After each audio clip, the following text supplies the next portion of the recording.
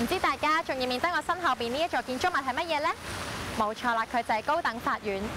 高等法院樹立喺香港金鐘，佢唔只係一座建築物咁簡單，佢同時亦都彰顯住香港嘅法治精神。香港之所以咁繁榮安定，都係全靠有良好完善嘅司法制度。而司法權係香港三權分立制度之一嘅其中一權。究竟三權分立制度又係啲咩呢？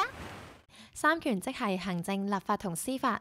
行政權包括執行由立法機關訂立嘅法例，同埋處理政府日常運作，好似警察同海關咁。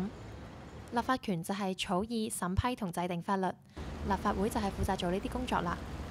司法就即係解釋法例，例如法庭嘅裁判就係解釋犯法者點解有罪。三權各自獨立，唔會互相影響。喺呢個制度下，法庭依據案件本身嘅嚴重程度，獨立作出裁決。唔好以為香港淨係得一種法院喎，其實唔同嘅案件都會交俾唔同嘅法院處理嘅。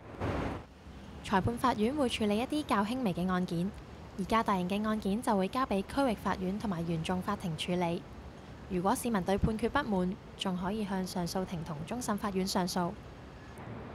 獨立嘅機制加上上訴制度，確保每個人喺法律面前都得到公平嘅對待，做到法律面前人人平等。